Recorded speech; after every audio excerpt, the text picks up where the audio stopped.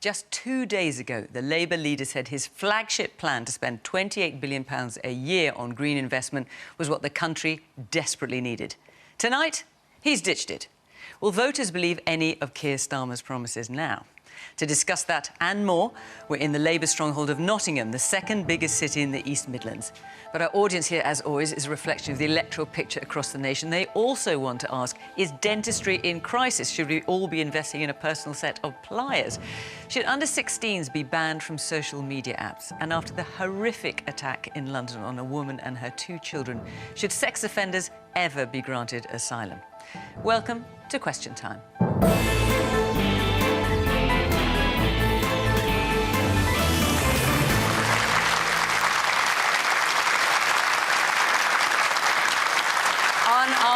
From the Conservatives, the shiny new deputy chair of the party appointed this week, James Daly. He's also the holder of the most marginal seat in England, Bury North, which he won by just over 100 votes. Wes Streeting is Labour's Shadow Secretary for Health and Social Care. And at 41, he's already published his life story called One Boy, Two Bills and a Fry-Up, a memoir of growing up and getting on. Daisy Cooper is deputy leader of the Liberal Democrats, who now have 15 MPs. She also doubles up as her party's spokesperson on health.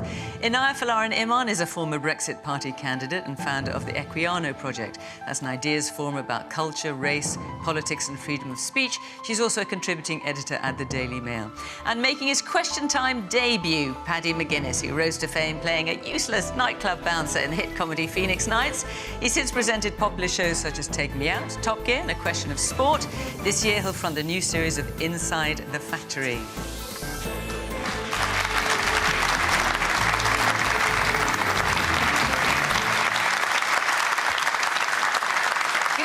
Welcome to our panellists, welcome to our audience here in Nottingham. Great to see you, and of course, welcome to you at home. You can catch the programme on BBC Sounds or on iPlayer, and of course, there's always a pretty lively debate going on social media as well. Right, let's take our first question tonight. There's a lot been happening in the last 24 hours. Don't know if you've noticed. Kevin Carty, where are you? With Labour ditching their flagship promise to spend £28 billion a year on green investment, can we believe anything they say or pledge? Right, Wes. You're up. What's the answer to that question? It's actually because we're making difficult choices and because we're being honest about the fact we can't afford to do all the things we would like to do, that you should place even greater trust and greater confidence that the manifesto you'll see from Labour at the election is one that can be delivered and one that can be afforded. It is no secret that since we made that £28 billion announcement in 2021, the economy has changed for the worse, the cost of borrowing has quadrupled, and that is in no small part thanks to the disastrous mini-budget, which has not only trashed the nation's finances, it means that families across the country are having to make even harder choices than we are as politicians, like the parents who are having to put essentials back on the shelves in the supermarkets because they can't afford them because the prices have gone up, like the families who are having to tell their kids that this summer there won't be the holiday abroad because the mortgage has gone up, because the rent's gone up.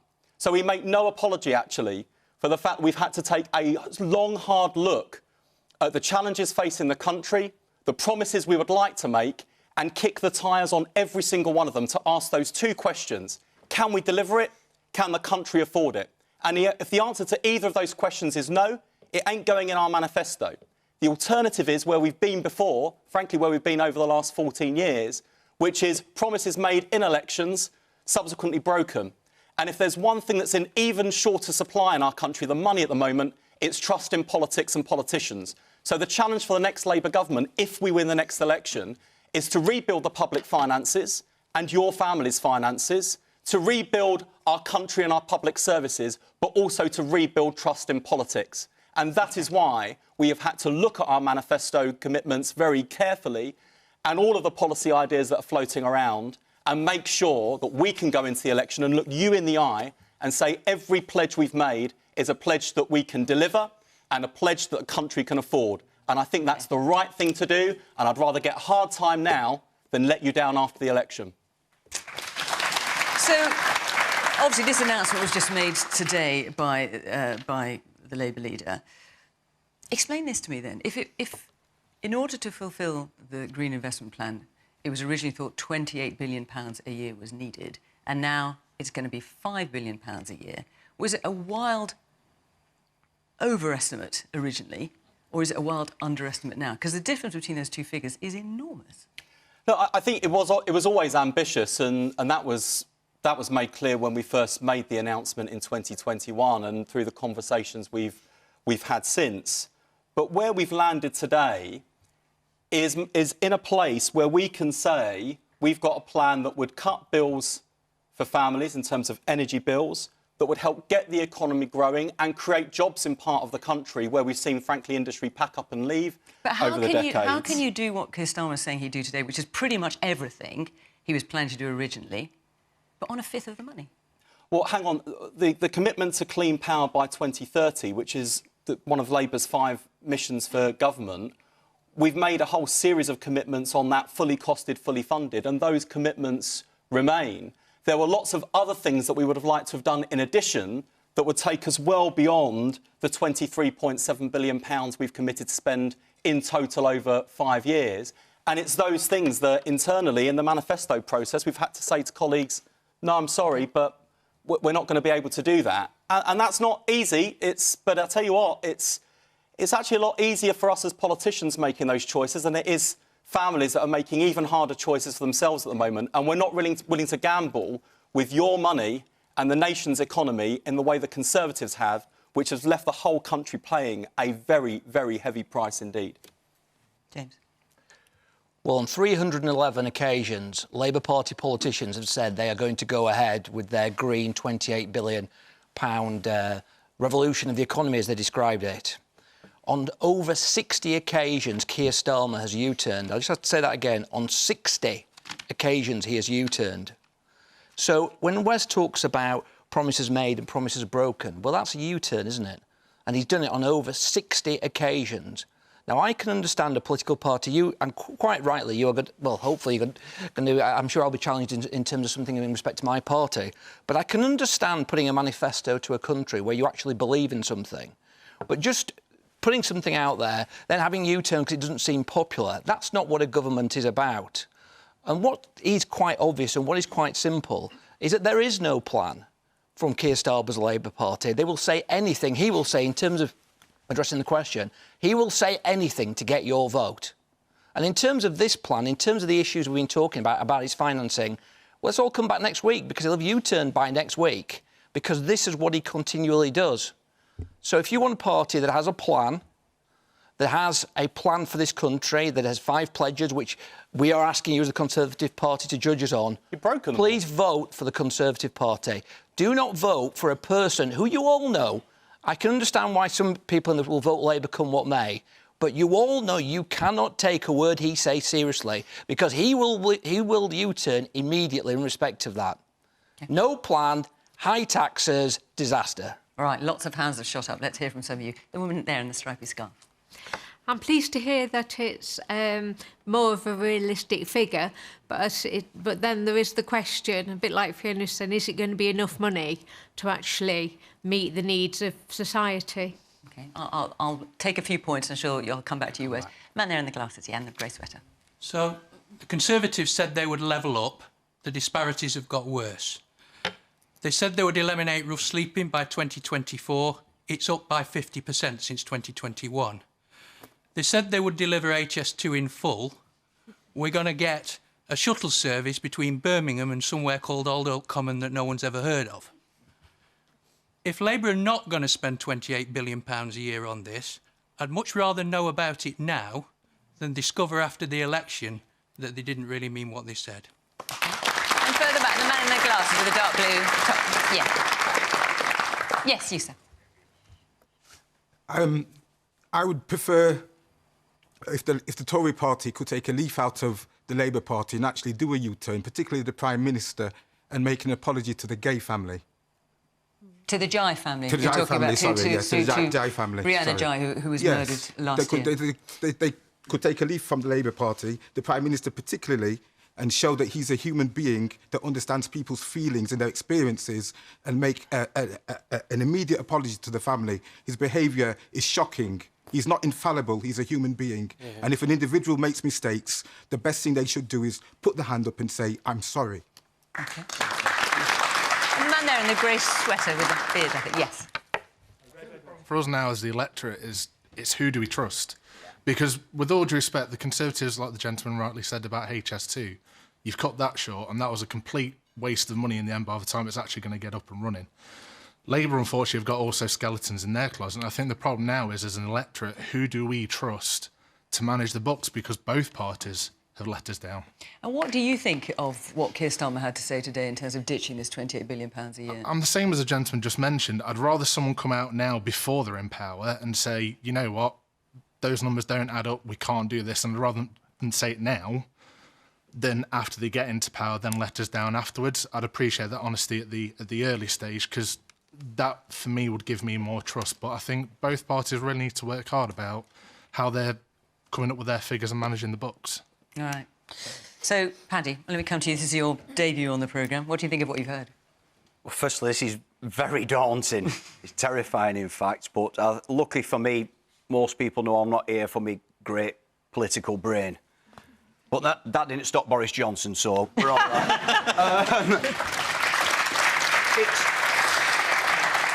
I think for me, like James, you know, you saying to Wes that Keir Starmer is saying anything to get a vote is a bit rich coming from a Tory, let me tell you.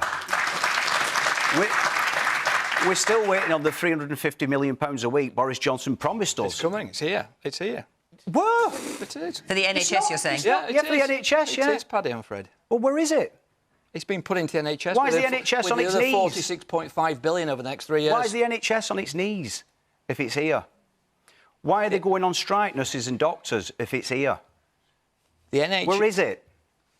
The NHS, in respect to the areas where we are delivering excellent care to local people in the town, Bury, the next town to you. We're delivering more elective procedures. We've got more doctors and nurses. We're putting record amount.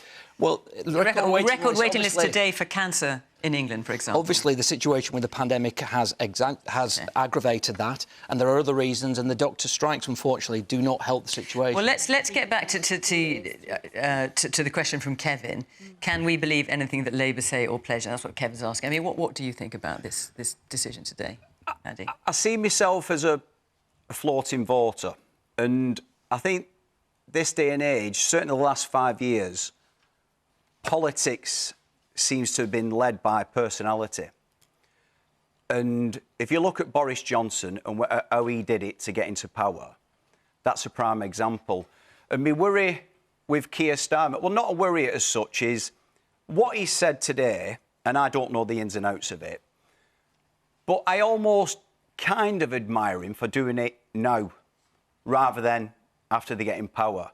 Because after having the country decimated for the last 14 years by the Conservatives, I think they're an absolute shoo-in, Labour. I'll be flabbergasted if they don't get in. And I think him saying that, for me personally, I think, well, I'd hate for him to say that after he got in power. And then you feel even more let down. OK. But with regards to the climate crisis, most people, most taxpayers kind of do the bit, you know, you've got every coloured bin outside your house and you put solar panels on your roof and you do all the things you try and do to help. But at the end of the day, it's up to these lot, you know, governments around the world and big business. It's not on us. We do our bit. It's these lot who need to get their act together, really. OK. Daisy. We're facing a climate and ecological emergency, and tackling that should be above party politics. It really, really should. I'm the vice chair of an all-party parliamentary group in Parliament that looks at the things we should be doing to tackle climate change, because we simply can't afford any more climate failure. Now, it really worries me that we talk about the money that we need to spend on this as if it's a cost. Actually, it's an investment. It's an investment in our future. And if we get it right, then actually by investing in the green transition and climate issues, we can create jobs, we can create economic growth, we can reduce energy bills, and we can save the planet. So do you think Labour should have stuck the £28 billion? Look, Labour can speak for themselves. I haven't seen their plans. I don't know how they add up. But what I can say is that Liberal Democrats, which is the party that I'm here to represent this evening, have always led the way on climate and environmental issues. We were the very first party to call for a windfall tax on the big oil and gas companies. Why? Because we knew that if we could tax those people who are pulling in billions of pounds, we could help people with their energy bills, we could double the warm homes discount, but also we wanted a proper windfall tax so we could invest in an emergency 10-year insulation programme to reduce people's energy bills, to make their homes warmer and to tackle this climate crisis. That's the kind of vision that Liberal Democrats have. Do you have a figure as Liberal Democrats that you would want to be spending every year? Not yet, but it will be in our manifesto, and every single general election, the Liberal Democrats have a fully costed manifesto. Inaya, so the question is, with Labour ditching this flagship promise to spend £28 billion a year, can we believe anything they say or pledge? That's Kevin's question. I think Kevin raises a really important point. I think it's all well and good, many of us saying, well, it is laudable that he has acknowledged that the economic situation has changed and that he's saying this before the election rather than after. But then you have to then ask the question, what are we voting for? Many of Keir Starmer's pledges that he staked his leadership on, he has U-turned on this. Many of his shadow cabinet ministers were talking about this as recently as a few days ago. Well, Keir Starmer was talking about it on Tuesday, saying it was desperately needed. Exactly. And then on top of that, we had the abolition of tuition fees that was dropped. He said he was going to nationalise lots of industries. That was also dropped. He said he was going to abolish the House of Lords, abolish universal credit. So these are huge, potentially transformative policies that Keir Starmer has taken to the country and now abandoned. So yes, I agree that many people feel that the Tories have not met expectations, but I don't necessarily think that that's a good enough reason to vote for another party. We need to see a genuinely transformative vision that people can believe in, not just having empty promises and effectively a Conservative light. Man at the back. I agree with Inaya. I can understand Labour's reticence in over-promising because that's partly what happened at the last election and was the result was obvious. But what the country needs is a clear vision of how you're going to make people's lives better and a differentiation between yourselves and the Conservatives, because otherwise people are only going to vote for Labour because they're not the Tories and not because they've got some vision for improving people's lives. OK. Young man here near the front, yeah. Yeah, I agree with what Daisy was saying about costing climate change measures. It's really tricky. And they say like a week is a long time in politics, but in the years and decades where the true impact of the climate crisis is going to be felt, it feels quite kind of easy for politicians to kick the can down the road, as it were, and kind of pick things that to spend money on that seem almost more immediate. But the more you kick that can down the road, money-wise, the more expensive it will be when you eventually get to it and say, actually, no, we should be spending money on this. And when it comes to other things like the NHS and the economy, obviously the climate catastrophe is going to have a massive impact on that. So I think in terms of spending money on the climate crisis now, I think it is much needed, and it's a shame to see the 28 billion get watered down, really. OK. Let's go back to Kevin, because you asked this question. What do you think of what you're hearing? I think I don't really believe most politicians what they say. They what, of any shade, any colour? Yes, right. Particularly. You know, Labour probably more than the Tories, but the Tories, as we've just heard, most of the questions here today, sort of like they've both done U-turns on some of their major policies. So it's not just little side policies that they've done. They're doing U-turns on their major policies, so I think the general public would appreciate sort of if the politicians could actually speak a bit of truth and actually sort of follow through their pledges and their promises and not just make them so that, you know, for us to vote on them. OK. Let's just come back to the question that you asked here in the front, which is £5 billion a year going to be enough? I mean, just come back to this, Wes, because I don't want to be simplistic about this, but if £28 billion a year was desperately needed every year, and that was going to be ramped up in the lifetime of the Parliament, and Keir Starmer wants to get to the same point, but on a fifth of the money, to this woman's point here, how is that enough? Well, the £28 billion a year was about more than clean power by 2030, but that remains our commitment, and the announcements that we've made to get us there still stand. So it includes £8.3 billion so that we can set up Great British Energy, a publicly owned company that would invest in clean homegrown power and make sure that as we invest, we get a stake in it.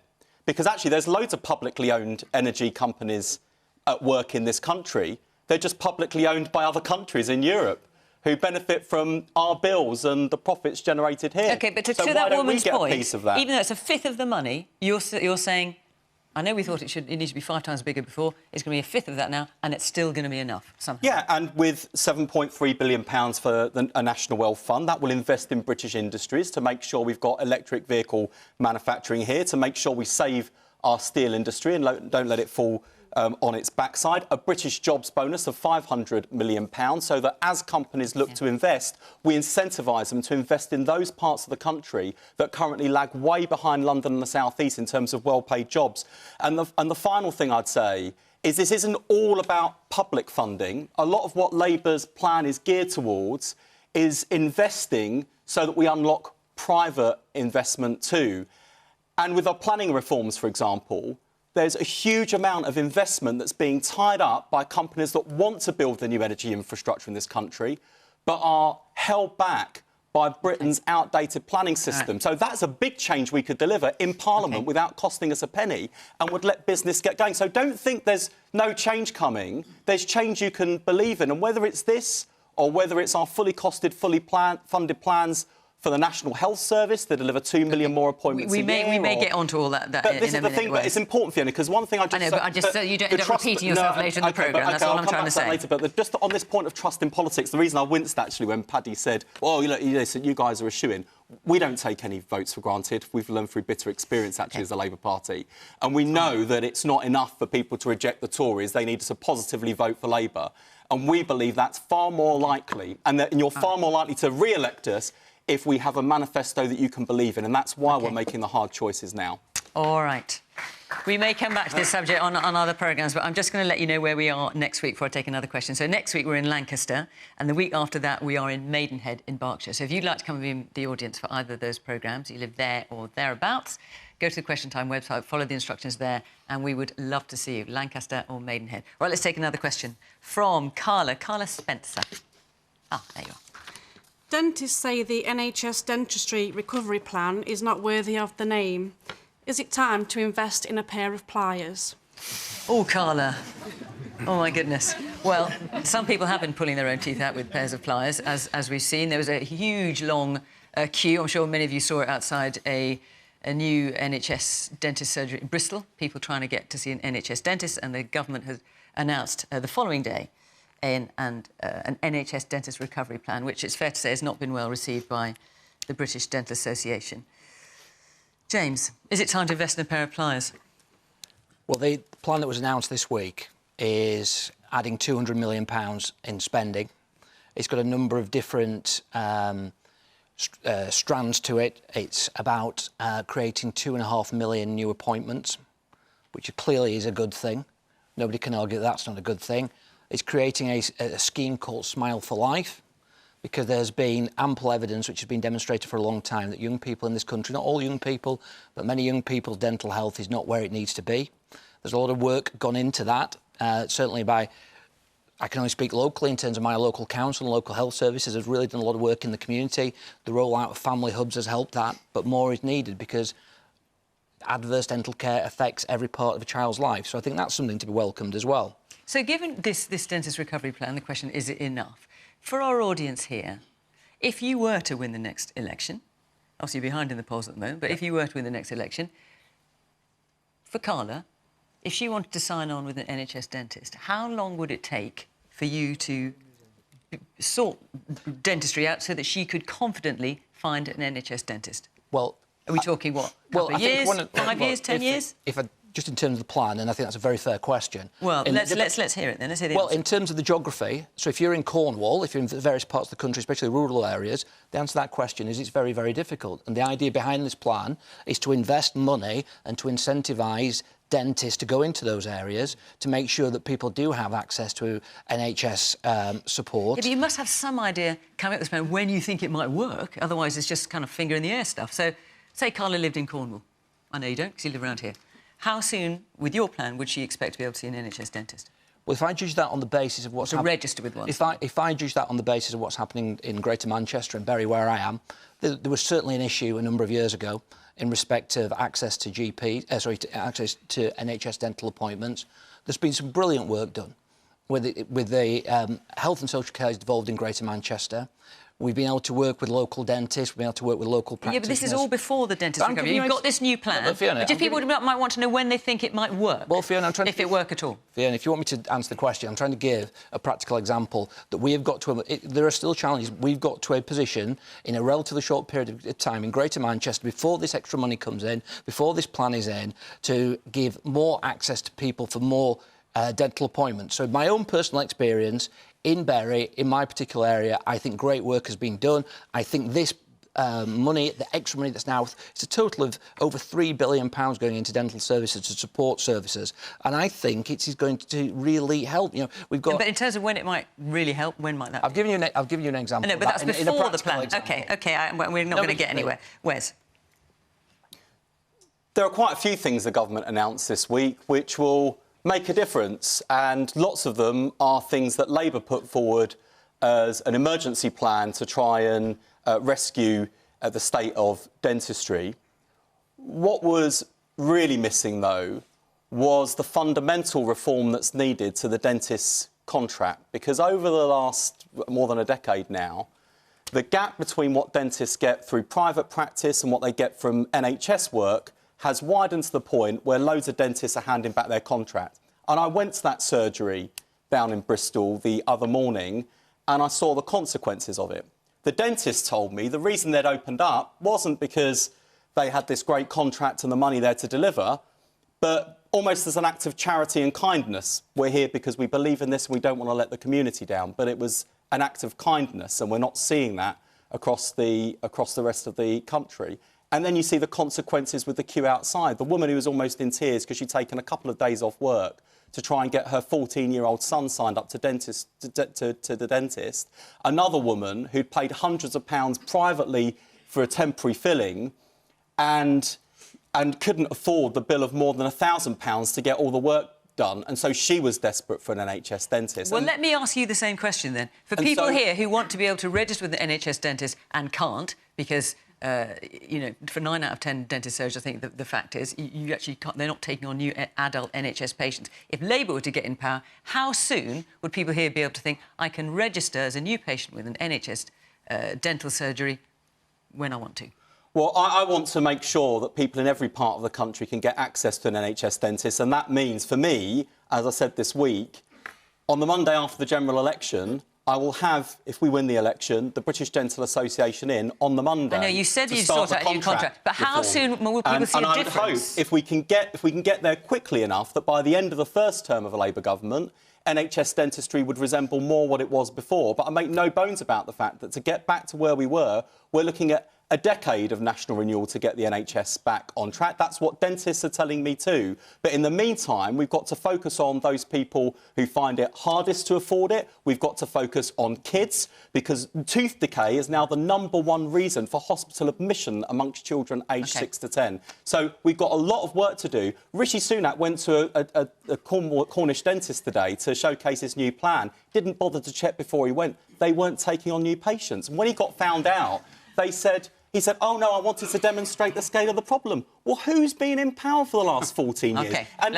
finally, he says he's going to reform the dentist contract. That was in their manifesto in 2010, 2015, 2017, 2019. Why, James, should people trust you in 2024? And is this a pledge that you will stick to, Wes?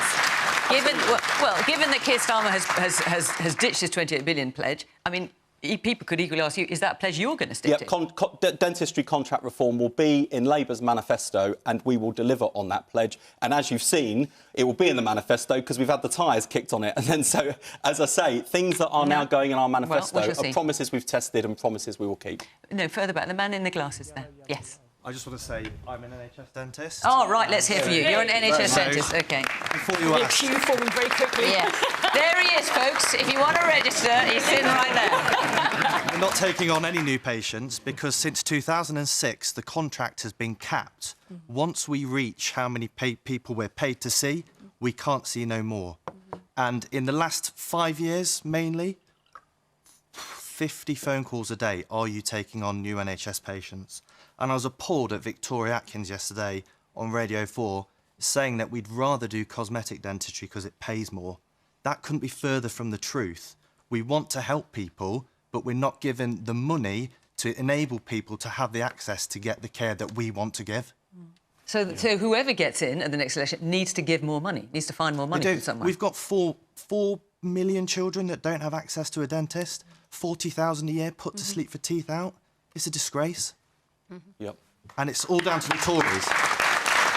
Well, the government, obviously the Conservatives have been in power for 40 years. I should point out that the NHS, the dentist contract was under the Blair government in 2006, so that was obviously something that came in under Labour.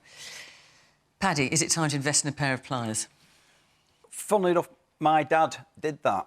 What? He took his own teeth out because he couldn't get a dentist appointment, and this is a few years back. So I know that firsthand. But as someone, as a child who was terrified of going to the dentist, I've got to congratulate the government because they've managed to get people queuing up at them. People can't wait to get in the dentist now. Everyone like, get me in there. But I spoke to a dentist today, funnily enough, and I'm glad you're here, sir, because if I've got this wrong, and I often do get things wrong, you might be able to help me out here. But there's a thing called UDA, which is a unit of dental activity. So if you're an NHS dentist, you'll get X amount of these UDAs. So let's say it's 10,000. So someone will come in for a scale and polish, that's 1 UDA. Someone will come in for a filling, that's 12. Someone a crown, that's 20.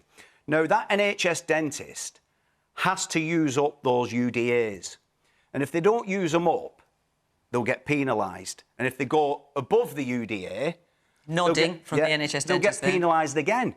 So they're stuck between a rock and a hard place. And it's almost becoming...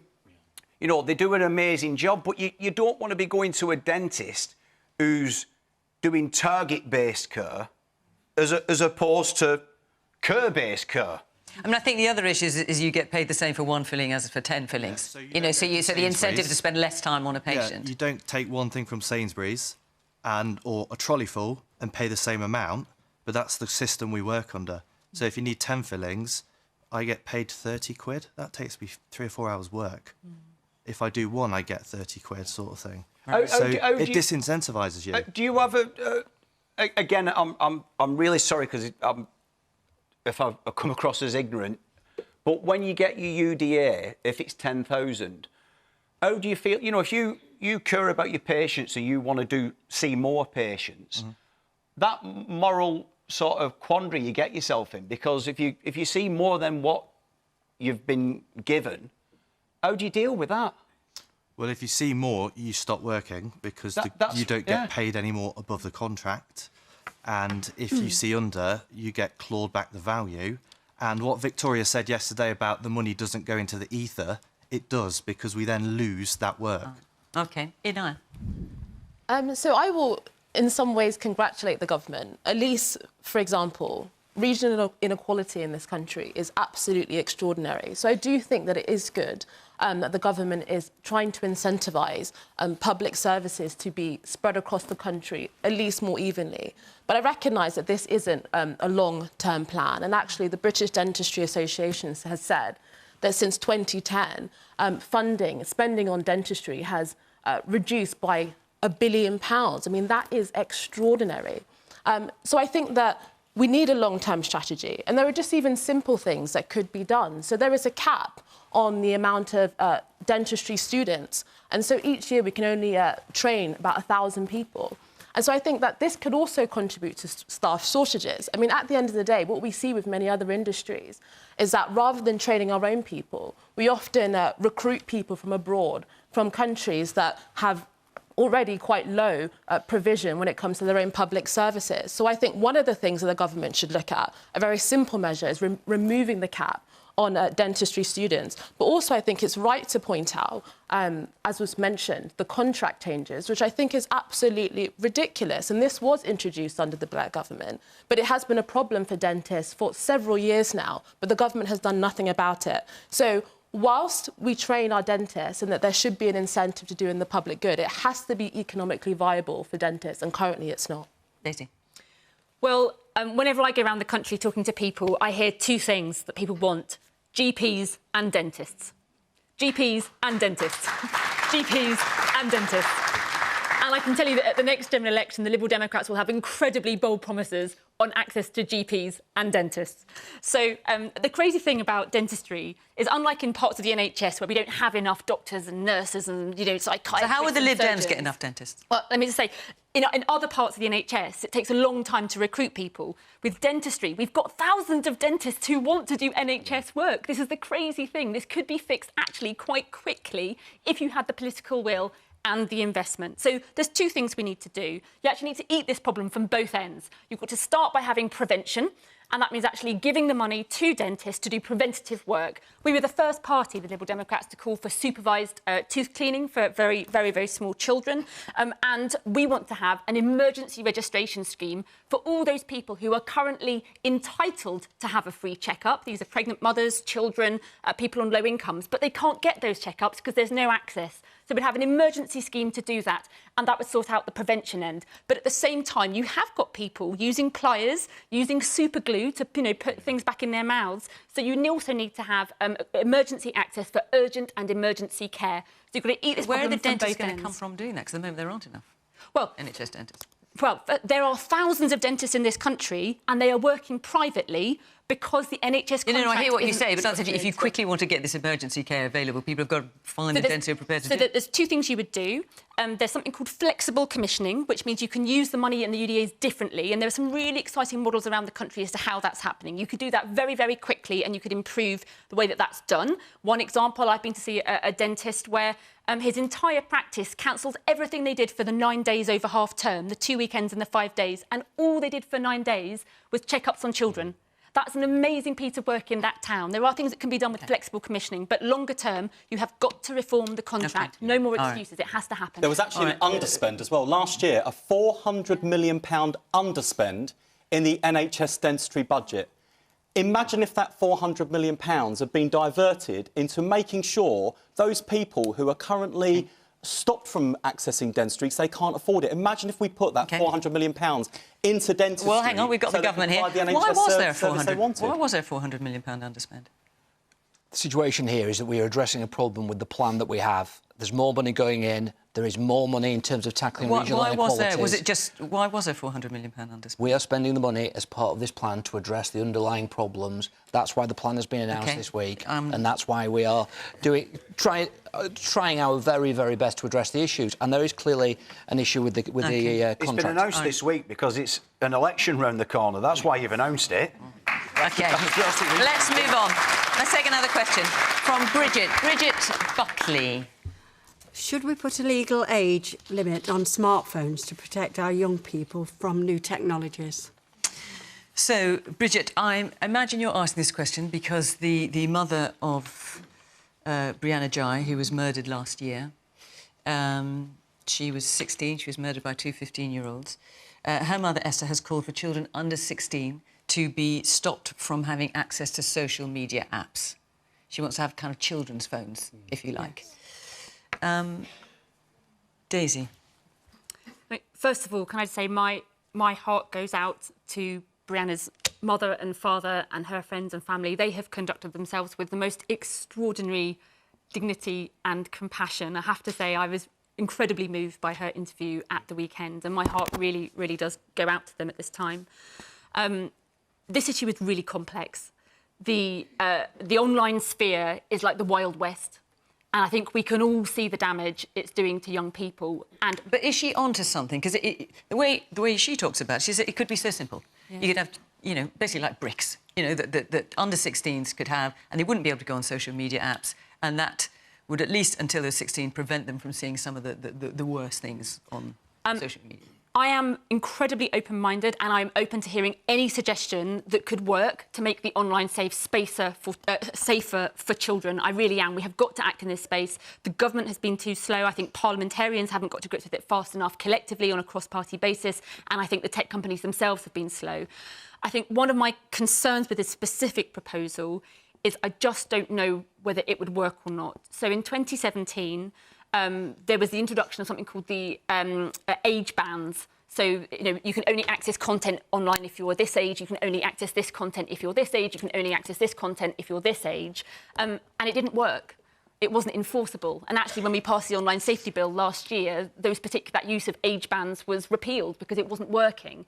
And so I am open to ideas. I'm not sure that this particular idea would work. What I would say is that the NSPCC, which is the charity supporting children, has said that they would like to see an independent children's online safety advocate who would advocate for safety measures that could be introduced. And I think that's a fantastic idea and one that certainly I'm very, very willing to support.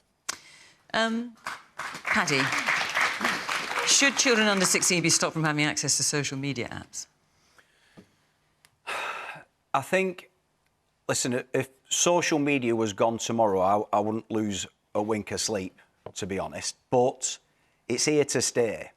So I think we've got to better understand it.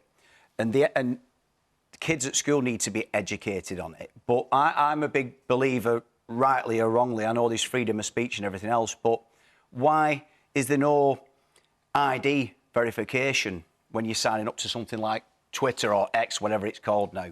But anyone can go on there, like all these chat sites. There's literally, it's like the Wild West. There's no verification on there. So, you know, it's for a paedophile, you know, it's so easy to get in touch with kids. And as a parent of 3 children who most parents are constantly worrying about the kids, I find myself, you know, if they're on the computers or on their iPads and looking at stuff, I'm constantly peering over their shoulder, and I don't want to do that, you know. But I think the kids need educating at school about it, and parents need educating. You know, someone mentioned the other day, do you know what a snap streak is? I've never heard of it, you know. So there's like, and I consider myself pretty all right with that kind of stuff. So, I mean, is it realistic, do you think, what Esther is calling for? And it's completely understandable why she is calling for it, for children under 16 to be stopped from having access to social media apps. Or do you think that genie is out of the bottle now and it's just too late? No, I think she's bang on calling for it, you know, and how those parents are handling the death of their daughter is admirable. And to come out and do that, to try and help other parents and their children stay safe, I'm all for it. Inaya? So I think it is hugely understandable why this discussion has taken place. And I do think that there is some evidence to show, I think a social psychologist, Jonathan Haidt, did demonstrate that actually when social media and smartphones were introduced, it strongly does correlate with a significant decline in mental health for young people, particularly young girls. So I do think it is an important conversation to be had. But I think Paddy's absolutely right in terms of empowering parents to be much more technology literate. So there are actually things that parents can already do, such as filtering the internet. And I think there are conversations to be had about age verification and so on. So I don't necessarily think the solution is banning things. I do worry increasingly that banning access to smartphones or social media is becoming a kind of panacea for a whole range of issues. I've heard politicians talk about, when it comes to knife crime and serious youth violence, to remove access to violent videos online, but also we talk about this when it comes to Islamist extremism, if only we stopped having access to the internet. So I think that it is a much deeper kind of social problem, what draws young people into extremist and dangerous ideologies. And whilst I think we'd all be better off if we probably spent less time on our smartphones and social media, I don't necessarily think it is the be-all and end-all for tackling this social problem. Okay. Woman here, young woman in the front. I do agree with there being restrictions on social media and the ages that can reach them, but I personally think part of the issue is the lack of alternatives with younger people. So again, with knife crime events, I've attended quite a few, and I'm a deputy youth assistant. So what I'm seeing with young people is that they don't have social communities, they don't have places outside of school that they can go to that's safeguarded and protected that they can interact with, which is why social media is such a clutch, because there are less of those things there. And in Nottingham specifically, the local libraries are being defunded. There aren't those places that young people can access in a safe environment so that they aren't experiencing so much social media. So would you, because you're, you know, considerably younger than anyone else here on the panel, would you support this idea? Thanks, Wes says. Would you support this idea of banning social media apps on phones with children under 16? A balance, because what you don't want to do is completely ostracise them from the rest of the peers who will be able to do it. And technology is just growing infinitely, so it will be the future inevitably in some, if not most, degrees. So we do need to, like Paddy said, get education in there so we can utilise it effectively. But I do think being introduced to it so early should be restricted. OK, OK. Man there in the glasses there, in the middle, yeah. Teenagers are always going to be using social media, and social media sites are supposed to have safety checks on them and have better safeguards on teenagers who are under 18. Should the government hold these social media sites to account and make sure they enact these safety checks? Because we're seeing time and time again the social media is failing to do this. OK, I'll come to you on that. Let me just hear another. Yes, the man slightly further back in the blue check shirt. Yeah. Thank you. I agree with Paddy quite a lot in what he said. There's a lot of honesty there. But the fundamental problem with a lot of the issues we've heard tonight all comes down to the root cause. So the root cause that we have problems with phones, in my opinion, is that we as a society are not educating our children correctly in the use of these phones and applications, and we're not parenting correctly. Father of 3, father of 4. You know, I want to make sure my children are set up for life, so I'm trying to teach them the right things. Then we come back to the Liberal Democrat lady, who earlier on stated environment, really important, doesn't come down to politics. And then in the next breath was then coming up with a political statement, which just contradicts it. The root cause is that everything that's being discussed, you know, always revolves back to, you know, a particular organisation's direction of travel. And then the third thing with dentistry that we've talked about tonight, again, comes back to, well, what's the root cause of that? You know, excuse the pun with teeth roots. But ultimately, you know, are we educating children and families how to do the basics and brush as parents, you mean? As parents and brush their teeth correctly. Well, so, James, you've talked about parents recently. You were saying that you thought certainly a lot of the problem with kids in your neck of the woods in Bury North was, you know, with children who are struggling or troubled children was down to crap parents. So, are you agreeing with the man there? Well, I think in terms of answering the question, I agree with the lady at the front in respect to this. And I also agree with Paddy. On an individual basis, I'm sorry just to bring it back to an individual basis, I do not like social media. I don't like these apps in any way, shape or form. I may be completely out of touch with reality as to where we are. I have 2 sons, and I have to echo what Paddy was saying. It frightens me in terms of what they are seeing and what they are doing. On a very practical level, for both of them, actually, they do a lot of their work on an iPad or a thing, and they actually have apps now which help them to do their work, which are part of their educational process. And I think to a certain extent that the genie is out of the bag in terms of social media, and the question therefore more, and I fully understand how, Esther, I would certainly, if I was in her position, I feel, and I'm not going to put myself, call for this to happen. So is this something the government would do then? You know, you say it frightens you, you're worried for your own children, you're saying parents need to educate their children more. She's calling something very specific, which is for children under 16 to be stopped from having access to social media apps. Could the government do that?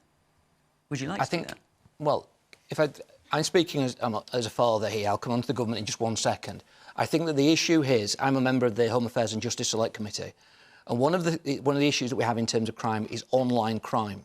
It is out of control, how we control the use of personal information, which is costing billions in terms of fraud and all sorts of things. But very specifically, because we could talk about all sorts of online crime. This is a really specific thing that Esther Jai is asking for. I think that we're in a position now where we have to have a mix. I don't think it is realistic to think we can ban all apps for all under 16s. But I think a lot more work needs to be done with the social media platforms to protect our young children. Is this something a Labour government would do? Yeah, well, firstly, I agree with Daisy that the way that Esther Jai has conducted herself in the wake of the most horrific tragedy has been remarkable, and I think we owe it to her to come up with some serious answers, including her other big call, which was for wellbeing support in school. And we've got a commitment to make sure we've got mental health support in every primary and secondary school in the country. But in terms of the question specifically, this generation have it harder than ever. So on the under 16 ban, I'm not sure this is workable. I'm sort of in the same sort of space as Daisy on this. And the other thing I'd just say is this. And why do you think it's not workable? Because Firstly, I think we underestimate this generation of young people in terms of their tech savviness. I think they find any workaround and are very good at it. The other thing I'd just say as well is that I think it's partly part of our responsibility of adults, as with any new thing that young people are going to encounter as they grow up, to kind of support them through that process rather than block them off and say, wait until you're 16. I think it's about bringing people into the online world in a safe way. And I just wondered, out of interest, if, for example, because I think politics can solve lots of problems, but we can't necessarily solve every problem, and that's partly about to some of the comments in the audience. If, for example, the technology companies said, we're going to develop a smartphone designed specifically for under 16s, and we said, OK, well, we'll have that on the market for under 16s, and it's got safety protections and controls for under 16s, how many of you would buy them for your kids and be happy with them having something like that as opposed to a general mobile phone? How many people, if you would do that? Put your hand up. I'm just curious. I'd buy one. Because I just think, like, there are some problems that we can solve and the support we can put in place and the laws we can put in place. The issue surely is if that's the only thing available, because if there are other phones available, the kids would go, no, I want the other type. I genuinely think there's an opportunity here for some of the mobile phone companies and some of the big tech companies to actually come up with a product that would support kids safely, give parents more confidence and give young people that opportunity to start learning and growing in a safe way online with a device specifically designed for young people, and I think they should look at it. I'm going to... What you were saying about kids being tech-savvy, I get that, Wes, but there's a lot of kids out there who are vulnerable as well. Yeah, absolutely. And so it's... that a statement like that is OK, but it doesn't wash, really. Well, because the other thing is, I wouldn't want kids banned, for example, we've discussed this before, but banning kids having mobile phones. I think most parents are now glad that kids have the mobile phone on the way to and from school. But I just wonder whether there's a product that could come onto the market that would actually make it a lot safer and give parents that confidence. I've got very little time, but I want to squeeze in this last question because quite a few people asked about it, from Ella Millett. Ella. Following the devastating substance attack in Clapham last week, how can the government stop sex offenders like Abdul Azaidi being granted asylum status? Right, so you'll be familiar with this story. It's a horrific attack on a woman and her 2 children. It's a corrosive chemical. Azaidi arrived by lorry in the UK in 2016. He tried twice to get asylum here. First 2 applications were refused. His third one was accepted, even though he had been convicted of sexual assault and indecent exposure, and he'd been on the sex offenders register as well. How did that happen, James? Well, it's a legal process, first of all. I'll come on to what the legislative process in respect of that. It does beg a belief, but I can't talk in respect of individual cases to listen to what Fiona's just said, that there has been 2 refusals, and then there's suddenly a Damascene conversion to Christianity, and that's been accepted. Well, he said he converted Christianity for the second application as well. That one was turned down. Well, that makes it even worse. And then the third one was accepted. I think I think there are some questions regarding the evidence that is put before tribunals and courts in respect of these conversions, and perhaps we need to look at that, and perhaps questions need to be asked in respect of that. But he was a sex offender. That's the point Ella's making. How can the government stop sex offenders like him being granted asylum status?